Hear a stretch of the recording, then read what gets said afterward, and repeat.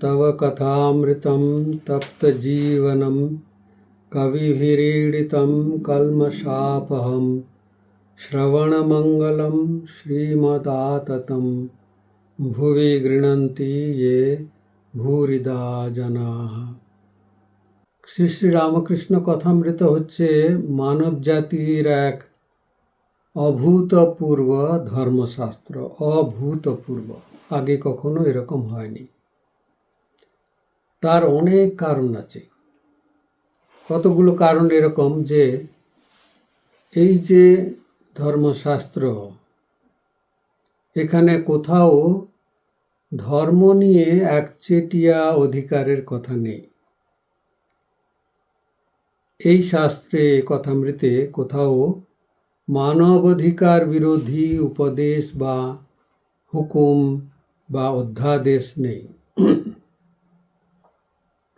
এখানে ভগবানকে কোনো একটি নির্দিষ্ট গোষ্ঠীর মধ্যে বা সংকীর্ণ গণ্ডির মধ্যে শৃঙ্খলাবদ্ধ করে রাখা হয়নি।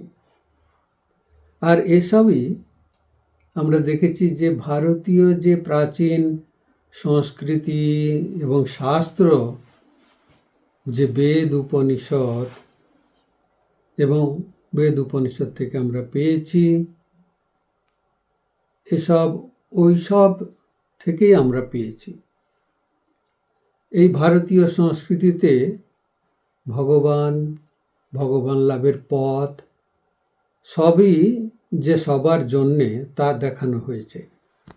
এখানে আমাদের ধর্ম কোনো পুরাণ সর্বস্ব ধর্ম নয়। পৌরাণিক দেবদেবীর স্থান আছে, কিন্তু আমাদের যে ঐতিহ্য আমাদের ওই গণ্ডির ভেতরে আবদ্ধ রাখেনি। দেখুন, ওই জায়গায় থাকলে আমাদের মধ্যে এই যে বিভেদ রয়েছে, মানুষে মানুষে যে বিভেদ, সেটার অবসান আর হবে না। যেমন ধরুন, আমাদের দেশে আমরা কিছু লোক ভগবান শ্রীরামের অনুসরণকারী, কিছু লোক ভগবান শ্রীকৃষ্ণের অনুসরণকারী, কিছু ভগবান শিবের, ইত্যাদি ইত্যাদি। তো এই সমস্ত ভিন্ন ভিন্ন দেবদেবীর অনুসরণ করে আমরা পরস্পরের থেকে আলাদা হয়ে আছি, বা আলাদা হয়ে যাব, বা আলাদা হয়ে থাকব। আর আমরা যেসব একেশ্বরবাদী ধর্মগুলোর যে সমস্ত গ্লানিগুলো রয়েছে তার সমান হয়ে যাব। আমরা পরস্পরের মধ্যে বিভেদের দেওয়াল তুলে দেব। আপনারা দেখেছেন নিশ্চয়ই যে আমাদের ভারতবর্ষে কেউ কেউ আছেন যারা এইসব পৌরাণিক দেবতাদের একমাত্র দেবতা বলে ঘোরতরভাবে প্রচার করছেন, যেটা আমরা পাশ্চাত্য থেকে পেয়েছি। আর এইসব যে দল রয়েছে তারা বৈদিক ধর্মের যে সর্বজনীনতা তার উপরে খুব খারাপভাবে আঘাত করছে। যেমন ধরুন, যদি আমরা বলি ভগবান শ্রীকৃষ্ণই একমাত্র ভগবান, তাহলে বুঝতে হবে এটি একটি বিদেশ থেকে আমদানি করা তত্ত্ব, আর কিছু নয়। সেই জন্য আমাদের এসব থেকে সাবধান থাকতে হবে। আমরা শিখেছি কি করে এই ছোট্ট গণ্ডিগুলোর বাইরে যেতে হয়, সেটি আমাদের বেদ বেদান্তের শিক্ষা। আমাদের নিবেদিতা বলতেন না, শ্রী শ্রী মা সারদা দেবী, তিনি আমাদের গণ্ডি ভাঙা মা। শ্রীরামকৃষ্ণ এই গণ্ডি ভাঙা ঠাকুর। আর শ্রী শ্রী ঠাকুর সেই ধারারই, সেই বেদ বেদান্ত, সেই ভারতীয় ঐতিহ্যেরই পোষক ও বাহক। আর তাঁর কাছে এলে আপনি দেখবেন যে এটা একটা সর্বজনীন মঞ্চ, ইংরেজিতে যাকে বলে কমন প্ল্যাটফর্ম, যেখানে সবারই স্থান রয়েছে, সবাই আসতে পারে। শ্রী শ্রী ঠাকুর আমাদের জন্য এটি তাঁর জীবনে প্রয়োগ করে দেখিয়ে দিয়ে গেলেন। তিনি নিজে কিন্তু ব্রাহ্মণ ছিলেন, দেখুন, আবার সবাইকে গ্রহণ করার দৃষ্টান্ত দেখিয়ে গেলেন। অবতার রূপে তিনি সবার ভগবান হওয়ার অধিকার রাখেন। এরূপ উদাহরণ এই যে বর্তমান হতদগ্ধ বিধ্বস্ত পৃথিবীতে আর দ্বিতীয় নেই। সেজন্য এইরকম একটা সর্বজনীন স্থান নষ্ট হতে দেওয়া চলবে না। শ্রীরামকৃষ্ণের ভাবধারা সেই মঞ্চ, সর্বজনীন মঞ্চ, আর সেখানে মানব তার সমস্ত অধিকার নিয়ে আসতে পারে। ভগবান যদি সৃষ্টি করে থাকেন জগৎটাকে, তাহলে তিনি সবাইকে এবং সব রকমের বিভেদকে সৃষ্টি করেই সৃষ্টি করেছেন। সেখানে আমরা বলতে পারবো না যে তার সৃষ্টিতে এই ভুল রয়েছে। তো এই রকম ঠাকুরের যে আদর্শ, সেই আদর্শের মধ্যে যখন আমরা এসেছি, তখন আমাদেরকে নিজেদের ধন্য মনে করতে হবে এই ভেবে যে একটা অভূতপূর্ব একটি মঞ্চ, একটি আধ্যাত্মিক সাধনা যা আমাদের শ্রী ঠাকুর দিয়ে গেছেন।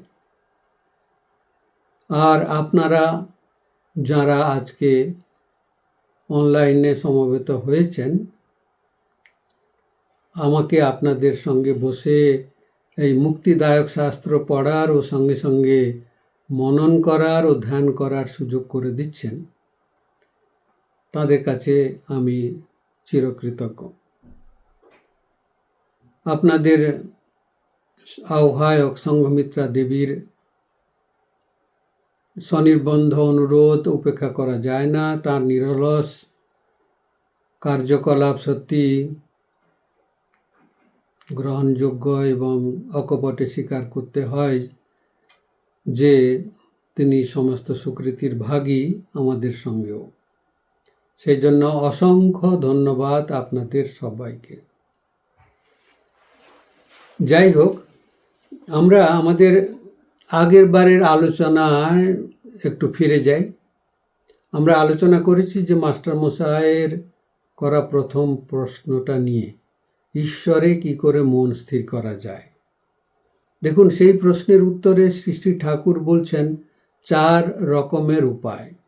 সংক্ষেপে সেগুলি একবার স্মরণ করা যাক।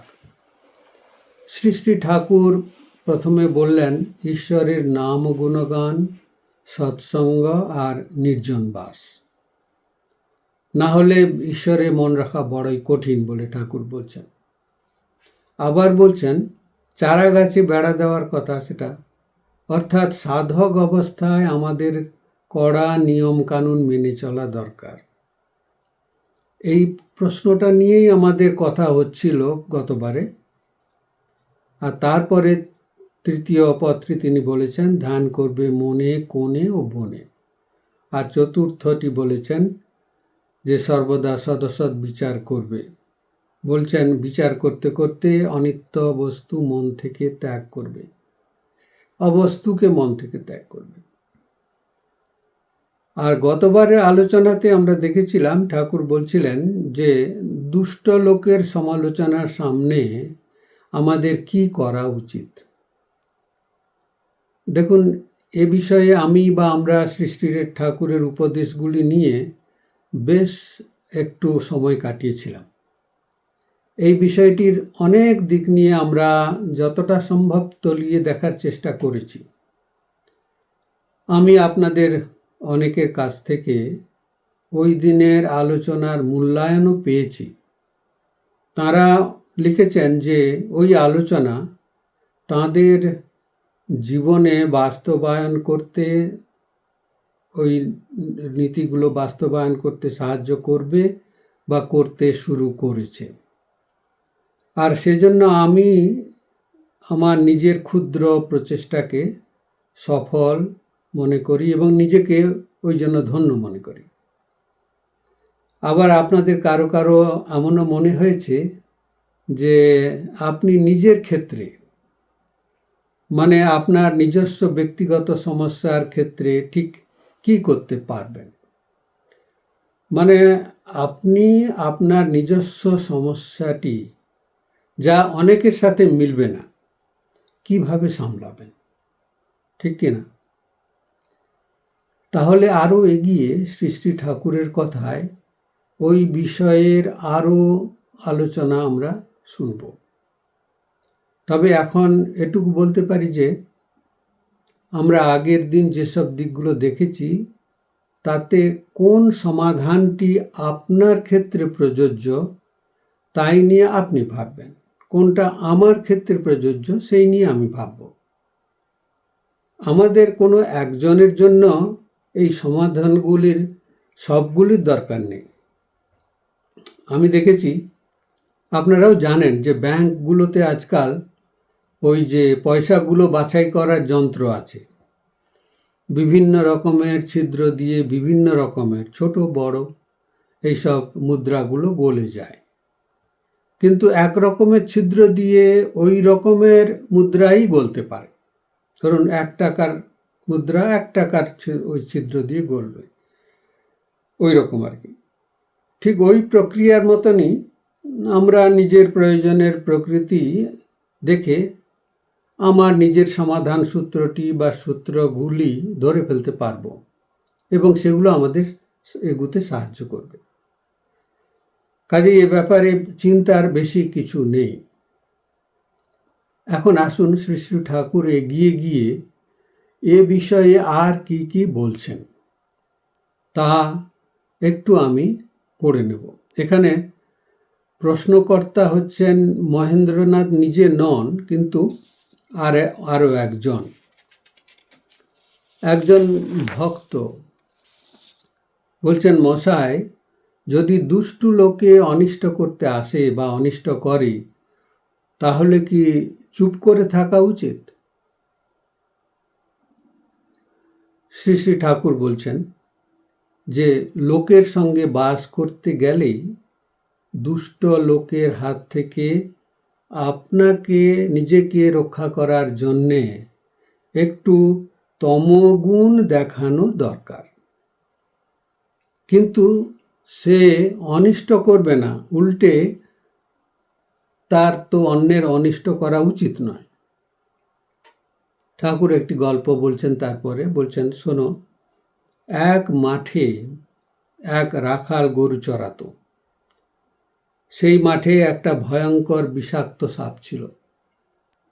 সকলেই সেই সাপের ভয়ে অত্যন্ত সাবধানে থাকত। একদিন একটি ব্রহ্মচারী সেই পথে মাঠের মধ্য দিয়ে আসছিল। রাখালেরা দৌড়ে এসে বললে, মশাই, ওদিক দিয়ে যাবেন না, ওদিকে একটা ভয়ানক বিষাক্ত সাপ আছে। ব্রহ্মচারী বললে, বাবা, তা হোক, তাতে আমার ভয় নেই, আমি মন্ত্র জানি। এই কথা বলে ব্রহ্মচারী সেদিকে চলে গেল। রাখালেরা ভয়ে কেউ সঙ্গে গেল না। এদিকে সাপটা ফোনা তুলে দৌড়ে আসছে, কিন্তু কাছে না আসতে আসতে ব্রহ্মচারী যেই একটি মন্ত্র পড়লে অমনি সাপটা কেঁচোর মতন পায়ের কাছে পড়ে রইল। ব্রহ্মচারী বললে, ওরে, তুই কেন পরের হিংসা করে বেড়াস? আয়, তোকে মন্ত্র দিব। এই মন্ত্র জপলে তোর ভগবানে ভক্তি হবে, ভগবান লাভ হবে, আর হিংসা প্রবৃত্তি থাকবে না। এই বলে সে সাপকে মন্ত্র দিল। সাপটা মন্ত্র পেয়ে গুরুকে প্রণাম করলে আর জিজ্ঞাসা করলে, ঠাকুর, কি করে সাধনা করব বলুন? গুরু বললেন, এই মন্ত্র জপ করো আর কারো হিংসা করো না। ব্রহ্মচারী যাবার সময় বললে, আমি আবার আসব। এই রকম কিছুদিন যায়। ঠাকুর বলছেন, রাখালেরা দেখে যে সাপটা আর তাদের কামড়াতে আসে না। ঢেলা মারে, তবুও রাগ হয় না, যেন কেঁচোর মতো হয়ে গেছে। একদিন একজন রাখাল কাছে গিয়ে ল্যাজ ধরে খুব ঘুরপাক দিয়ে তাকে আছড়ে ফেলে দিল। সাপটার মুখ দিয়ে রক্ত উঠতে লাগলো আর সে অচেতন হয়ে পড়ল, নড়ে না চড়ে না। রাখালেরা মনে করলে যে সাপটা মরে গেছে। এই মনে করে তারা সব চলে গেল। অনেক রাত্রে সাপের চেতনা হলো। সে আস্তে আস্তে অতি কষ্টে তার গর্তের ভিতর চলে গেল। শরীর চূর্ণ, নড়বার শক্তি নেই। অনেক দিন পরে যখন অস্থি চর্ম সার, তখন বাহিরে আহারের চেষ্টার জন্য রাত্রে একবার বেরুতো। ভয়ে দিনের বেলায় বেরোতে পারত না। মন্ত্র লওয়া অবধি আর গুরুর উপদেশ শোনার থেকে তা সে আর হিংসা করে না। মাটি, পাতা, গাছ থেকে পড়ে যাওয়া ফল এ সমস্ত খেয়ে সে প্রাণ ধারণ করত। প্রায় 1 বৎসর পরে ব্রহ্মচারী সেই পথে আবার এলো। এসেই সাপের সন্ধান করল। রাখালেরা বললে যে সে সাপটা মরে গেছে। ব্রহ্মচারী কিন্তু ও কথা বিশ্বাস করল না। সে জানে যে মন্ত্র সে নিয়েছে তা সাধন না হলে দেহত্যাগ হবে না। খুঁজে খুঁজে সেই দিকে তার দেওয়া নাম ধরে ডাকতে ডাকতে চলল। সে গুরুদেবের আওয়াজ শুনে গর্ত থেকে বেরিয়ে এলো। এসে ভক্তি ভরে প্রণাম করলে। ব্রহ্মচারী জিজ্ঞাসা করলে, তুই কেমন আছিস? সে বললে, আর কি ভালো আছে। ব্রহ্মচারী বললে, তবে তুই এত রোগা হয়ে গেছিস কেন? সাপ বললে, ঠাকুর আপনি আদেশ করেছেন কারো হিংসা করো না, তাই পাতাটা খাই, ফলটা খাই বলে বোধ হয় রোগা হয়ে গেছি। ওর সত্ত্বগুণ হয়েছিল কি না, তাই কারুর উপর ক্রোধ নেই। সে ভুলেই গিয়েছিল যে রাখালেরা তাকে মেরে ফেলবার জোগাড় করেছিল। ব্রহ্মচারী বললে, শুধু না খাওয়ার দরুন এরূপ অবস্থা হয় না। অবশ্য আর কারণ আছে, ভেবে দেখো।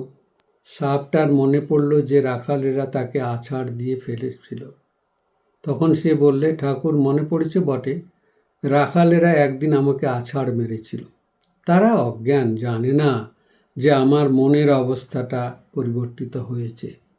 আমি যে কাহাকেও কামড়াবো না বা কোনোরূপ অনিষ্ট করব না, তারা কেমন করে জানবে?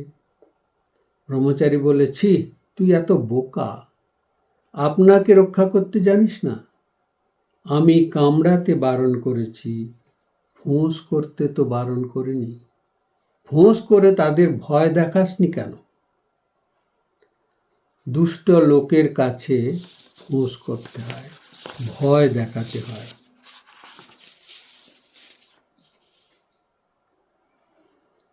পাছে তারা অনিষ্ট করে। তাদের গায়ে বিষ ঢালতে নেই, অনিষ্ট করতে নেই। এখন একটি কথা মনে রাখা দরকার, কিছু ঘটনা ব্যতিক্রমী হতে পারে।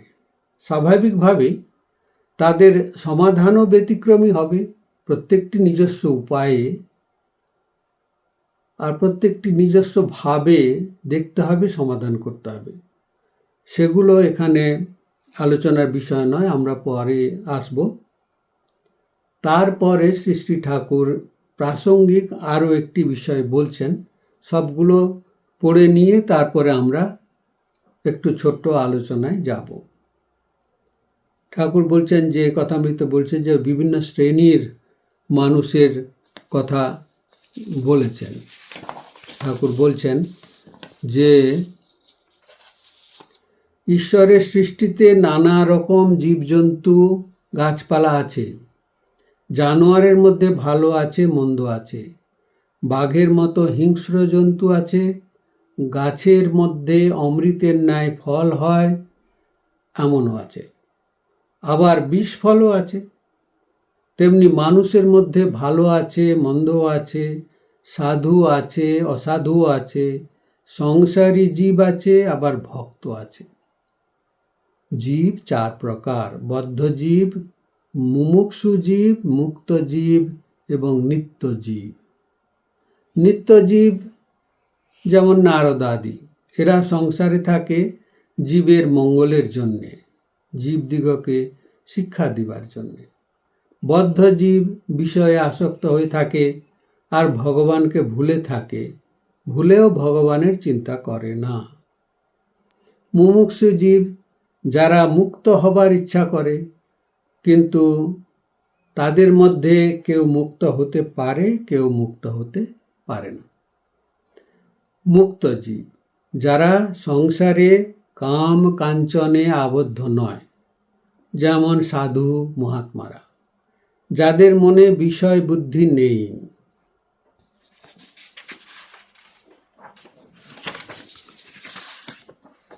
আর যারা সর্বদা হরিপাদপদ্ম চিন্তা করে, যেমন জাল ফেলা হয়েছে পুকুরে, দু চারটা মাছ এমন শেয়ানা যে তারা কখনো জালে পড়ে না, এরা নিত্যজীবের উপমাস্থল।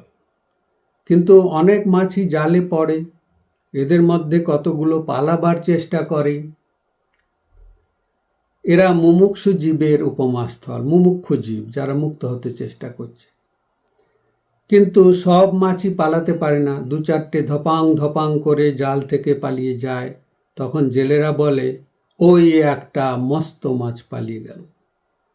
কিন্তু যারা জালে পড়েছে অধিকাংশই পালাতেও পারে না, আর পালাবার চেষ্টাও করে না, বরং জাল মুখে করে পুকুরের পাঁকের ভিতরে গিয়ে চুপ করে মুখ গুঁজরে শুয়ে থাকে, মনে করে আর কোনো ভয় নাই, আমরা বেশ আছি। কিন্তু জানে না যে জেলে একটু পরে হড়হড় করে টেনে ডাঙায় তুলবে।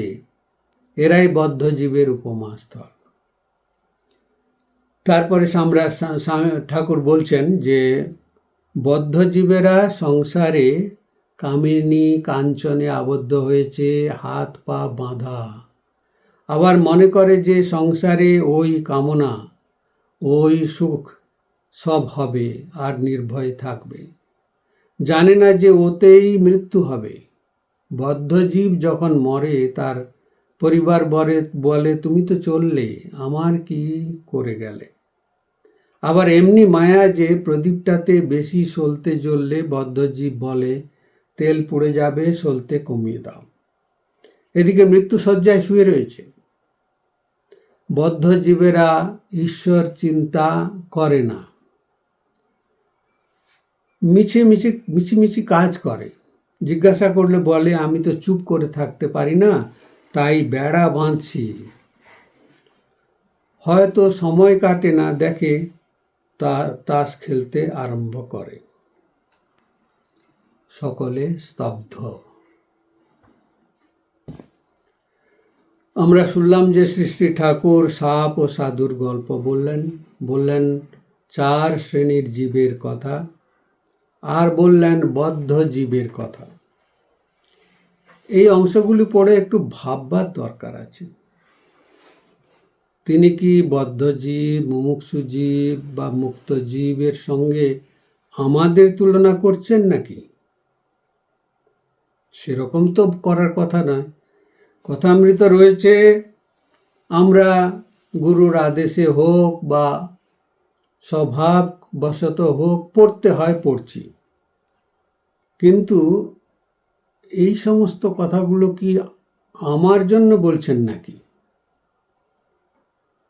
অথবা ঠাকুর এগুলো আমাদের সামনে তুলে ধরছেন যাতে আমাদের পক্ষে অন্যদের বিচার করতে সুবিধা হয়। অন্যদের বিচার করা তো আমাদের স্বভাবসিদ্ধ ব্যাপার, এবং মনে হয় সেটা আমাদের অধিকার বটে, তাই না? তাহলে শ্রী শ্রী ঠাকুর তো আমাদের হাতে আরো অস্ত্র তুলে দিলেন। একেই বলে হায় রে জীবন। আমরা কি সত্যি এতটা ধোয়া তুলসী পাতা? তাই বলছিলাম কি, আমাদের এই সব উপদেশ পড়ার সময় মনে মনে ভেবে নিতে হবে যে আমি আর শ্রী শ্রী ঠাকুর আছি মাত্র, আর তিনি আমাকেই এসব বলছেন। সামনে শ্রী শ্রী ঠাকুর বসে রয়েছেন আর তিনি আমাকে বলছেন। বদ্ধ জীবেরা না বলে বলছেন যদি তুমি বদ্ধ জীবের মতো হও তাহলে তোমার এই সমস্ত গুণাবলী, সদ্গুণাবলী বা দোষ রয়েছে। তখন আমরা দেখব যে আমরাই আমাদের রোগ ও তার ওষুধ আবিষ্কার করতে পারব। সেজন্য দেখি শ্রী শ্রী ঠাকুর আমাদের বা আমাকে কি কি বলছেন। ওই যে বললেন ফোঁস করো কিন্তু কামড় দিও না, বলছেন না? তার মানে হচ্ছে যে আমরা দয়ালু হতে পারি কিন্তু নির্বোধ বা বোকা কেন হব, এইটা একটা নীতি। আমি অন্যকে ক্ষতি করব না, সেটা ঠিকই আছে, কিন্তু নিজেকেও যেন কেউ নির্যাতন করতে না পারে সেরকম আমাদের জীবন কাটাতে হবে। অনেক সময় হয় কি আমরা আবেগের বশবর্তী হয়ে হঠাৎ আক্রমণাত্মক হয়ে কিছু করে বসি,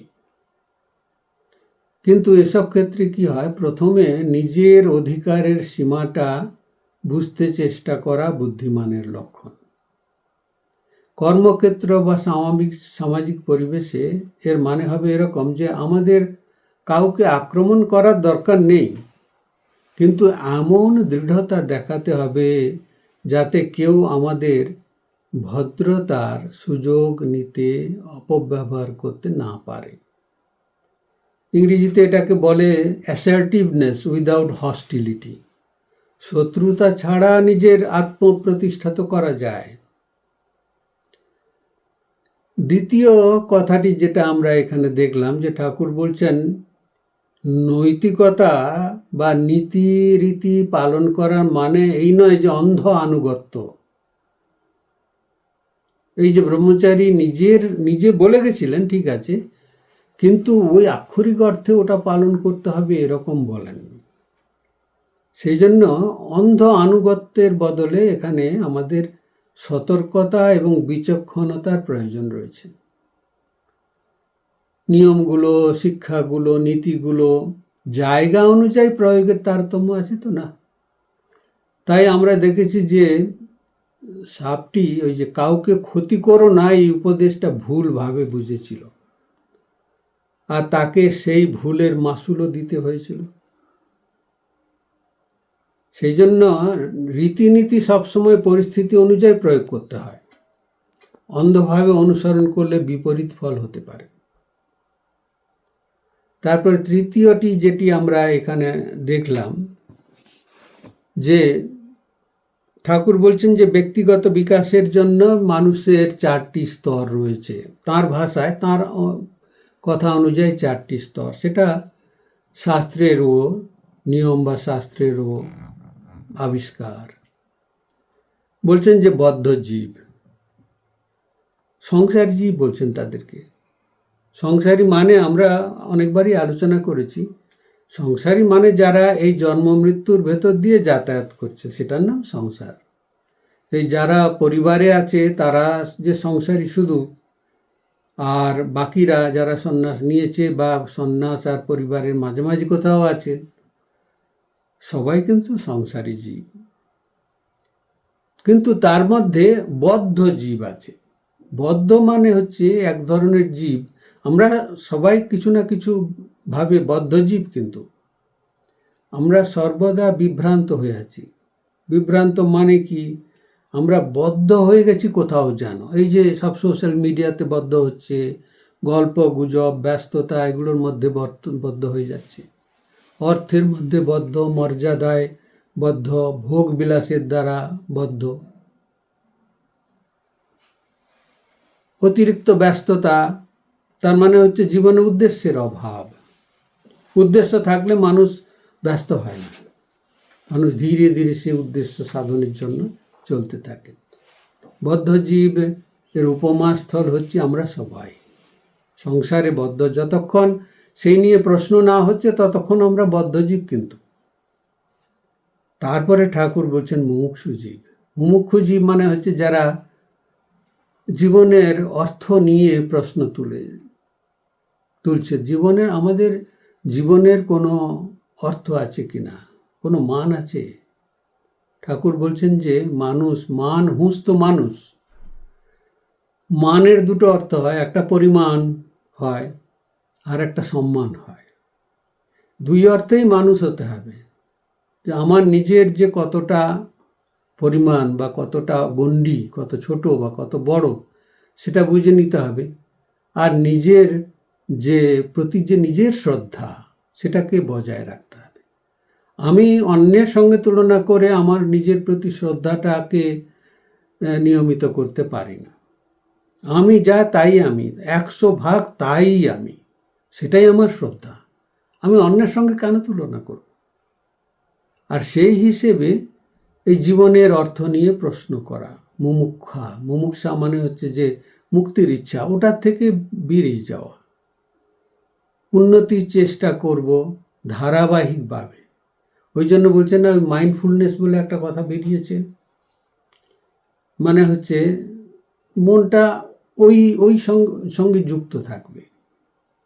ওই যে কেউ এখান থেকে আরেকটি জায়গায়, আরেকটি শহরে গাড়ি চালিয়ে যাবে, সেই শহরটি লক্ষ্য হতে পারে, কিন্তু রাস্তার মাঝখানে থেমে চা কফি খাওয়া, তারপরে গাড়িতে তেল ভরা ইত্যাদি তো তার সঙ্গে থাকবেই, সেগুলো ঠিক আছে।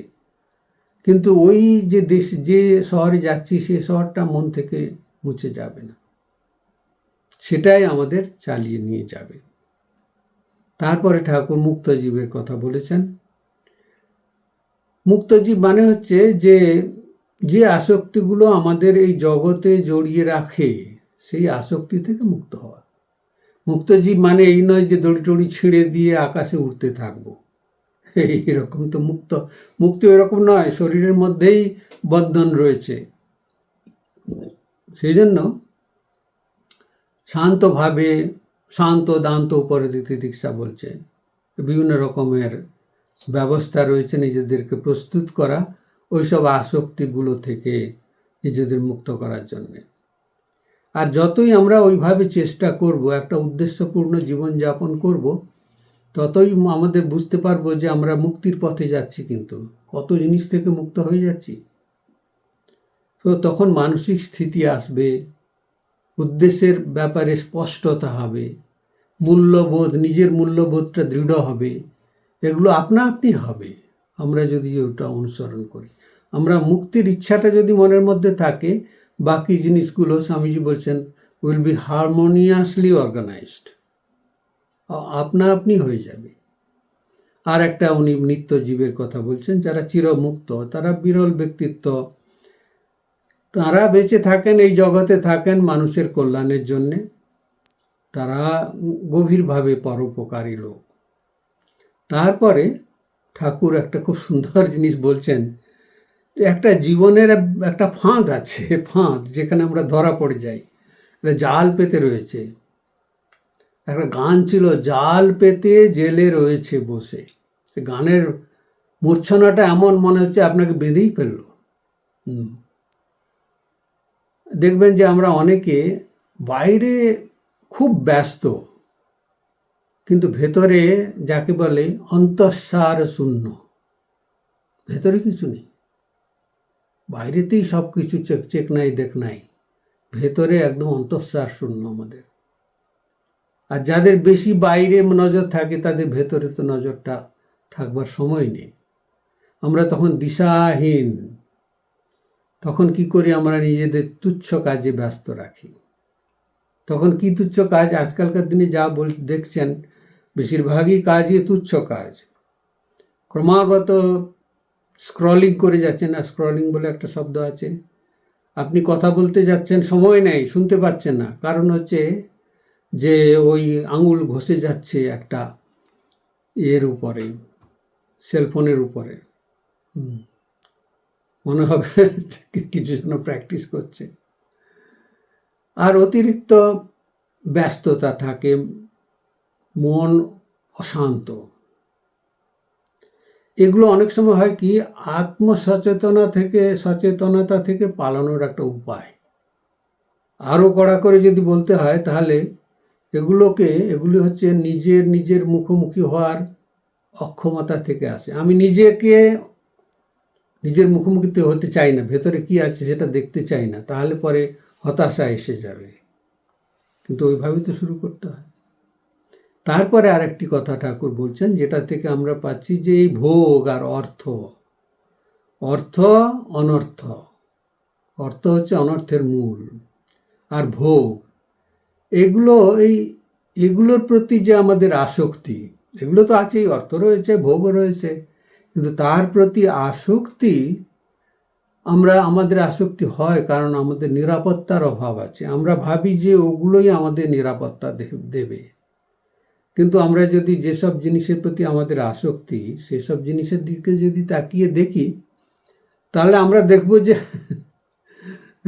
ওগুলো চিরস্থায়ী নয়, পরবর্তী মুহূর্তে একই থাকছে না।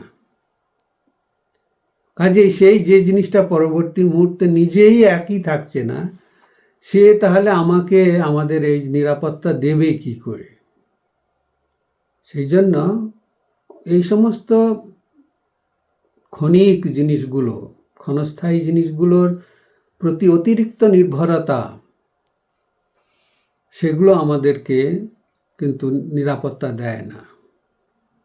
আর্থিক সাফল্য, পেশাগত মর্যাদা, বাইরের স্বীকৃতি, এসব প্রায়ই শান্তির বদলে উদ্বেগ তৈরি করে। সেই জন্য আভ্যন্তরীণ যে ভারসাম্যতা আছে, ভিতরে যদি আমাদের নিজেদের একটা শান্তি না থাকে, তাহলে বাইরের সাফল্য আমাদের কার্যকর হয় না, আমাদের সাহায্য করে না, ক্লান্তি আসে, অসন্তোষ সৃষ্টি করে। তো এইরকম ঠাকুর বোঝাতে চেষ্টা করছেন। এখন আমরা কথামৃততে দেখব, আবার আমাদের একটা পরিচিত প্রশ্নের আমরা ফিরে আসছি। এখানেও মহেন্দ্রনাথ নিজে প্রশ্নটি করেননি, প্রশ্ন করেছেন আরেকজন ভক্ত, নামটি দেওয়া নেই। অনেক সময় মহেন্দ্রনাথ নিজেকে একজন ভক্ত বলে পরিচয় দিয়েছেন, কিন্তু আমরা এখানে বলতে পারবো না যে এই একজন ভক্ত মহেন্দ্রনাথ নিজে কিনা।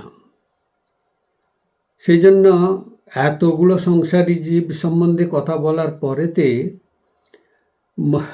ভক্তের মনে কষ্ট হয়েছে। তিনি বলছেন, মশাই, এরূপ সংসারী জীবের কি উপায় নেই?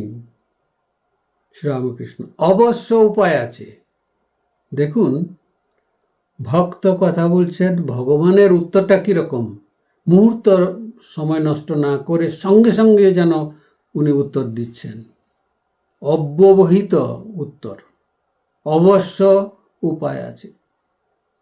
গীতাতে শ্রীকৃষ্ণকে অর্জুন প্রশ্ন করছেন, যারা এরকম ভগবানের পথে চলতে চলতে পড়ে যাচ্ছে, ধরুন বিচ্ছিন্ন হয়ে যাচ্ছে, আর সেই ধরে রাখতে পারছে না, তাদের এই সমস্ত প্রচেষ্টা কি নষ্ট হয়ে যাবে, বা তারা কি হারিয়ে যাবে? এই কথাটা শোনার সঙ্গে সঙ্গে শ্রীকৃষ্ণ একদম জোর করে বললেন, একদম যেন তাকে প্রমিস করে বলছেন, তাকে প্রতিশ্রুতি দিয়ে বলছেন, পার্থ নৈবেহ নামুত্র বিনাশস্তস্য বিদ্যতে। এই ভক্তদের কখনো, এরা যারা পারছে না ঠিক আছে, কিন্তু যা করেছে সেখান থেকে শুরু করবে, তাদের বিনাশ কখনো হবে না। সেই জন্য ঠাকুর পরিষ্কার বলেন, অবশ্য উপায় আছে। তার জন্যই তো এই শাস্ত্রগুলো সৃষ্টি, সেই উপায়গুলো এই শাস্ত্রগুলোর মধ্যেই বলা রয়েছে, ঠাকুরের উপদেশের মধ্যে বলা রয়েছে। তখন তিনি বলছেন, মাঝে মাঝে সাধু সঙ্গ আর মাঝে মাঝে নির্জনে থেকে ঈশ্বর চিন্তা করতে হয়, আর বিচার করতে হয়, তার কাছে প্রার্থনা করতে হয়, আমাকে ভক্তি বিশ্বাস দাও। তারপরে ঠাকুর একটা বড় কথা বললেন, বিশ্বাস হয়ে গেলেই হলো, বিশ্বাসের চেয়ে আর বড় জিনিস নেই, আর জিনিস নেই। গীতাতেও শ্রীকৃষ্ণ এই তিনটি উপায়কেই সংসারী মানুষের সাহায্যের পথ হিসেবে শিক্ষা দেয়, এবং বিশেষভাবে বিশ্বাসের কথা বলে। এই যে বিশ্বাস, এটি অন্ধ বা অযৌক্তিক বিশ্বাস নয়, এটি কোনো মতবাদে আনুগত্য বা গোঁড়ামি নয়। বিশ্বাস অনেক সময় বলে যে কোনো একটা মতবাদ আছে যেখানে শুধু বিশ্বাসই করতে হবে, কোনো প্রশ্ন করা চলবে না, সেরকম আনুগত্য বা সেরকম গোঁড়ামির কথা ঠাকুর এখানে বলছেন না। এটি ঈশ্বরের অস্তিত্বে বিশ্বাস। দেখুন, আমাদের শাস্ত্রগুলোকে অপৌরুষেয় বলে। অপৌরুষেয় মানে হচ্ছে যে এটা কোনো একজন ব্যক্তির সৃষ্টি নয়। জগতে ভারতীয় শাস্ত্রগুলো, বেদ, বেদান্ত, কথামৃত ইত্যাদি শাস্ত্রগুলো একজন ব্যক্তির মতামত নয়, একজন ব্যক্তির ঈশ্বর লাভের ইতিহাস নয়। তার মানে হলো কি, কোনো পুরুষ, একজন পুরুষের সৃষ্টি নয়, সেই জন্য অপৌরুষেয়। অন্যান্য ধর্মগ্রন্থগুলো দেখবেন একজনেরই সৃষ্টি, একজন প্রবক্তা, একজন ঈশ্বর, এই সমস্ত একজন একজন একজন। এখানে অপৌরুষেয় হলো মানে কি, অনেকের দ্বারা একই জিনিস অনুভূত হয়েছে, অনেকের মাধ্যমে একই ভগবানের অস্তিত্ব প্রমাণিত হয়েছে। অপৌরুষেয়ত্বটা এত বড় একটা জিনিস। সেখানে এই যে ফেথ বা অন্ধবিশ্বাস বলে কিছু হতেই পারে না। আপনি দেখেছেন, আমি দেখেছি, সায়েন্স কি বলে, বিজ্ঞান বলে তাই তো, যে আপনি যেটা দেখেছেন অন্যে সেটা দেখতে পাবে না। আপনারই একত্ব, মানে একছত্র আধিপত্য তাতে রয়েছে, সেটা বললে তো বিজ্ঞান হবে না। যে পৃথিবীর সমুদ্রে একজন যদি এই জালটা ফেলে এত বড় মাছ ধরতে পারে, তাহলে যে কেউ পৃথিবীর যে কোনো সমুদ্রে যে কোনো সময়েতে এই জাল ফেললে এত বড় মাছ উঠবে, তাই তো, সেটাই তো বিজ্ঞান হলো। তো এখানেও এরকম করে এই সমস্ত পথের মাধ্যমে এগুলে যখন তুমি পৌঁছবে, তার নামে হচ্ছে ঈশ্বর। আর সবাই সেই ঈশ্বরে পৌঁছে দেখেছে যে একই কথা, আগের লোক যা বলে গেছে পরের লোকে তাই এসে বলল, তাহলে তো আবার অন্ধবিশ্বাসটা কোথায়? এটা শুধু বিশ্বাস নয়, একটা অস্তিত্বের স্বীকৃতি। আমরা যে ভগবানের পথে চলছি, সে ভগবানের অস্তিত্বের স্বীকৃতি হচ্ছে ওই শাস্ত্রগুলো। আমরা তো দেখি যে আজকালকার দিনে ওই সমস্ত ট্রেনের সমস্ত বই থাকে, এই আমাদের ট্রেনটা কোথায় যাবে, কি করবে, সমস্ত কিছু তাদের সব বইতে সমস্ত দেওয়া রয়েছে। সে বইটা খুললে আমরা দেখতে পাবো কোন ট্রেন কোথায় কোন সময় থামবে, কোথা থেকে কোথায় যাওয়া যাবে, এই তো রয়েছে। তো তার মানে হলোই যে এটা সত্যি, বিশ্বাস করার কিছু নেই, এটা সত্যি, এই অনুযায়ী জিনিসটা হয়, অস্তিত্বের প্রমাণ এটা। সেই জন্য হিন্দু শাস্ত্রগুলোকে অপৌরুষেয় বলা হয়েছে, যে কোনো এক বিশেষ আর একজন মাত্র ব্যক্তির সৃষ্টি নয়। আর ঈশ্বর নামক যে মুক্তিদায়ক শক্তি আছে, তার অস্তিত্ব সম্পর্কে আমরা ওই জন্য নিশ্চিত। এই জন্য এটিকে শঙ্করাচার্য তাঁর ভাষ্যেতে বলেছেন, উপনিষদ ভাষ্যেতে বলছেন আস্তিক্য বুদ্ধি, যে আছেন, ভগবান আছেন, সেই বুদ্ধিটা বুদ্ধি, এখানে বিশ্বাসটা কিছু নেই। ঈশ্বরকে উদ্দেশ্য করে আমাদের কর্ম বা সাধনার ধারায় আমরা সেই জন্য ধীরে ধীরে এগোতে পারি, কারণ আমাদের যে লক্ষ্য ঈশ্বর, তিনি তো আছেনই। আর সেই জন্য ধৈর্য ধরে ঈশ্বরের উপরে আমাদের দৃষ্টি রেখে আমরা ধৈর্য ধরে এগোতে শিখি। আর সেটা আমাদের মধ্যে ধৈর্য আনে, সেটা আমাদের মধ্যে আরও বেশি বেশি করে আগ্রহ আনে। যত কাছাকাছি এগোবো ততই আগ্রহ বাড়বে। সেই জন্য ওই যে অপৌরুষেয়ত্ব, সেটার বড় অর্থ হলো যে ভগবান আছেন, এটার জন্য বিশ্বাস করার কিছু নেই। রেলওয়ে টাইম টেবিলের মতো যেটা বললাম না, সবই রয়েছে ওখানে, কারণ এটা ওইভাবেই চলে, ওইভাবেই হয়, এতজন লোক গিয়ে ওইভাবে দেখে এসেছে, কাজেই ওটি সত্যি, সেখানে বিশ্বাস করার কিছু নেই। আবার ঠাকুর যেটা বলছেন যে সঠিক বা যথাযথ যে মানসিকতা, সেটা হচ্ছে যোগের আর একটা নাম, সেটা শ্রীকৃষ্ণ বড় করে বলেছেন। এই যে মানসিকতা, ভগবানের প্রতি বিশ্বাস রেখে, মানে ভগবান আছেন সত্যি জেনে সেইভাবে যে এগোনো, সেটার ব্যাপারে আমরা বললাম যে এর একটা আশ্চর্য ক্ষমতা আছে। আর সেই ক্ষমতাটা হলো যে আমাদের যে সংসারী আকাঙ্ক্ষাগুলো রয়েছে না, এই জাগতিক যে সমস্ত আকাঙ্ক্ষা রয়েছে, এই আকাঙ্ক্ষাগুলোর মাধ্যমে ভগবানকে যে লাভ করা যায়, সেই বুদ্ধিটা ধীরে ধীরে আমাদের মধ্যে উদিত হয়। সেই জন্যে ঠাকুর বলছেন যে ওই যে আমাদের যে আসক্তি রয়েছে, কামনাতে আসক্তি, অর্থে আসক্তি, এই আসক্তিগুলোর আছে, কিন্তু এগুলোকে সংসারমুখী না করে আমরা যদি ঈশ্বরমুখী করে দিই, তাহলে মনটাকে আধ্যাত্মিক মননে রূপান্তরিত করে ফেললাম। এই শুরুটা খালি একটু ঘুরিয়ে দেওয়া, ছোট্ট করে একটু ঘুরিয়ে দিলে দেখলেন আধ্যাত্মিক মননে রূপান্তরিত হয়ে গেল। আর সেটা শ্রীকৃষ্ণ খুব সুন্দর করে বললেন, স্বল্পম অপ্যস্য ধর্মস্য ত্রায়তে মহতো ভয়াৎ।